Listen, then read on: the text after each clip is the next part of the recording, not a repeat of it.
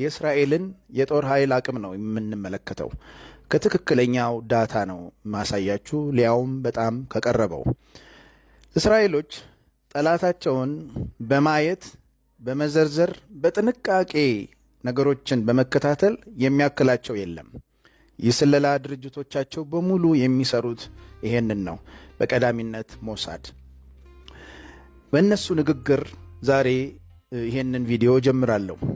የእስራኤሎች አባባል ቋሚ ንግግራቸው መታመኛቸው ማን እንደሆነ የሚናገሩበትን ትልቅ ጥቅሳቸውን ልንገራችሁና ወደ ዛሬው ጉዳይ እንግባ። እንዲህ ይላሉ፣ እነዚያ በፈረሶቻቸው እነዚያ በሰረገሎቻቸው ይታመናሉ፣ እኛ ግን በፈጣሪያችን እንታመናለን። እነሱ ተሰነካክለው ወድቀዋል፣ እኛ ግን ጸንተን ቆመናል ይላሉ። ስለ ኢራን ባቀረብኩት የመግቢያ ንግግር ትንሽ ጠቀስ አድርጌ አሁንም ልለፍ።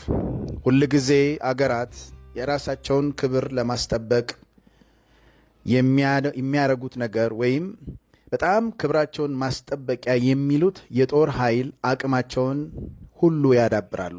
በተቻላቸው የኢኮኖሚ አቅም ብዙ የኢኮኖሚ መዋለ ንዋያቸውን በጦር ሰራዊታቸው እና በጦር መሳሪያ ማምረት ወይም ግዢ ላይ ያውሉታል።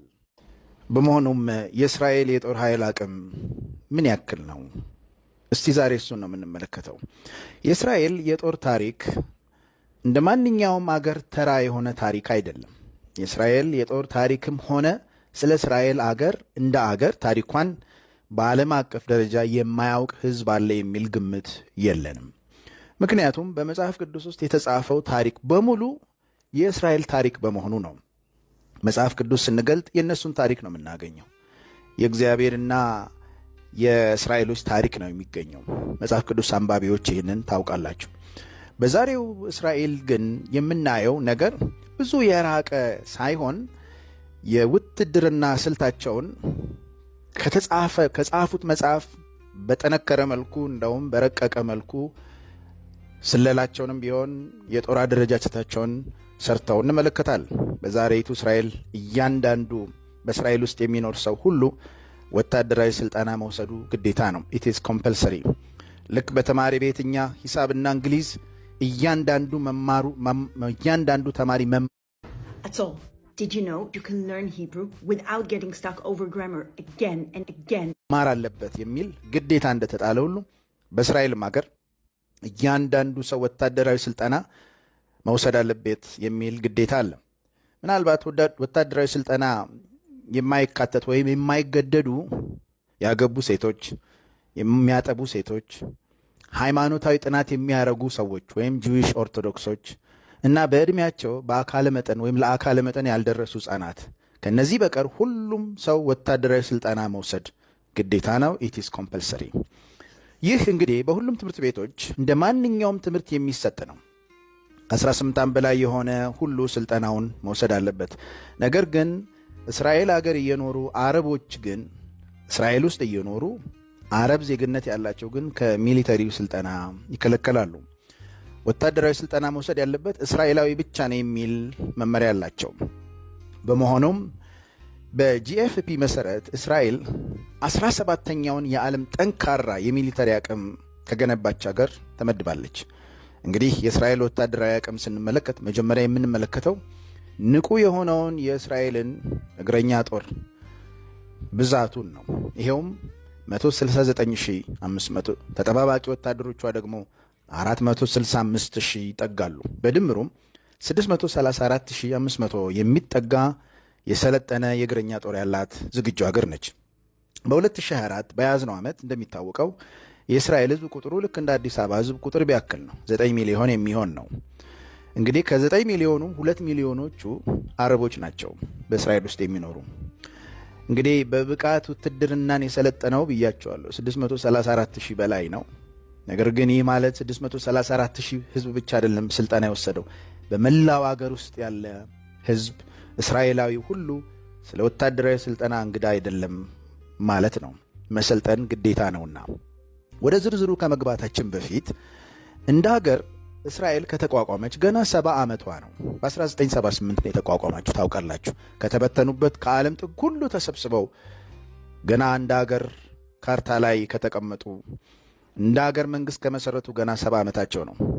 እሺ ይህን ያክል በ70 ዓመት ውስጥ ይህን ያክል ሰራዊት መያዝ በጣም ትልቅ በሚሊተሪ አደረጃጀታቸው ስራ እንደሰሩ ያሳብቃል። የውጊያ አውሮፕላኖቻቸውን ስንቃኝ ወደ 34,000 የሚገመት የጦር አውሮፕላኖች፣ የሰለጠኑ ብቁ ሰራዊት ያላት 55,000 ተጠባባቂ አሁንም በአውሮፕላንና ተያያዥ በውጊያ መሰረተ ልማቶች ላይ የሚሰሩ ሰራዊቶች ያላት 613 የሚጠጋ የጦር የውጊያ አውሮፕላኖች፣ ተዋጊ ጀቶች፣ ብዙ ስም ያላቸው እንደ ኤፍ151፣ ኤፍ537 ወይም 35፣ ኤፍ16 ቁጥር ስፍር የሌላቸው በጥናቴ ያየኋቸው በርካታ ጀቶች ያላት ከባድና አስፈሪ የሆነች አገር ነች። ይህን ያህል ነው ለማለት የሚከብዱ መሳሪያዎች ያላት፣ ምክንያቱም በማንኛውም ጊዜ ከአሜሪካ ጋር ባላት ሽርክና እርዳታን ስለምታገኝ ነው። ይህን ያክል ብቻ ነው የእሷ የጦር ክምችት ማለት ይከብዳል። ነገር ግን ከፍተኛ የተዋጊ ጀቶች ክምችትም እንዳላት መረጃዎች ያመለክታሉ። ሚሳኤሎቿን ስንመለከት ወይም ስንቃኝ 4 አይነት ናቸው። አነስተኛ ወይም መካከለኛ፣ ሶስተኛ ደግሞ አነስተኛ ርቀት ላይ የሚወነጨፉ እንዲሁም ሩቅ የሚወነጨፉ የሚሄዱ። ለምሳሌ ሎራ የሚባለው ሚሳኤል 280 ኪሎ ሜትር ብቻ ነው የሚወነጨፈው። ነገር ግን ጀሪኮ 3 የሚባለው 6500 ኪሎ ሜትር የሚወነጨፍ ነው። እንግዲህ ይሄ በጣም ረጅም ኪሎ ሜትር ነው። 6500 ኪሎ ሜትር ማለት መላው እስከ ጫፍ እስከ አውሮፓ ጫፍ የሚደርስ ይሆናል ብዬ አምናለሁ። ምክንያቱም ባለፈው እንዳየነው ኢራኖች ያላቸው የሚሳኤል የሚወነጨፈው ሚሳኤል ወደ 2000 ኪሎ ሜትር የሚሄድ ነው ተባብለናል። እስራኤሎች ግን 6500 ድረስ የሚወነጨፍ ሚሳኤል ያላት ሀገር ናት። የእስራኤል የጦር ኃይል መሳሪያዎቿ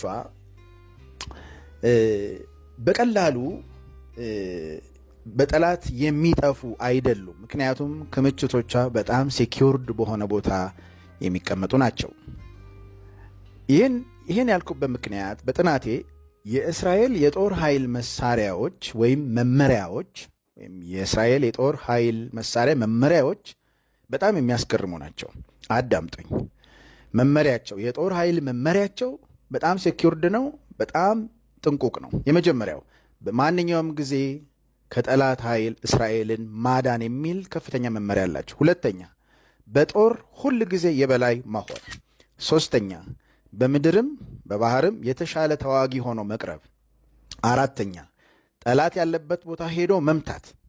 ጠላቴ ያለበት ቦታ እዛው ሄዶ መምታት። አምስተኛ የጠላትን አጠቃላይ ግዛት መገምገም ጠንቅቆም ማወቅ። ስድስተኛ ወታደሮችን ማንቀሳቀስ፣ የጦር መሳሪያዎችን ከቦታ ወደ ቦታ መውሰድ፣ ድልም መቀዳጀት። ሰባተኛ የተያዙትን ቦታዎች ሁሉ ማስለቀቅ፣ የራስ ማድረግ። ስምንተኛ በማንኛውም ጊዜ የተለየ ወታደራዊ ተልእኮ መፈጸም ወይም በእንግሊዝኛው አንድ የሚሉት ነገር አለ። አንድ ታስክ ፎርስ ነው። ልዩ ታስክ ፎርስ አለ። አንድ ፎርስ አለ ድብቅ የሆነ ልክ እንደ ሞሳድ አይነት።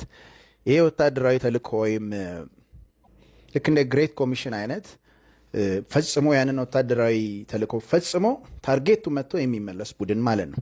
ሌላው ዘጠነኛው ባልተቋረጠ መልኩ የጦር ኃይልን ማሳደግ የሚል። እነዚህ 9 የጦር ኃይል መመሪያዎች ናቸው። እንግዲህ ወደ ሚሳኤሎቿ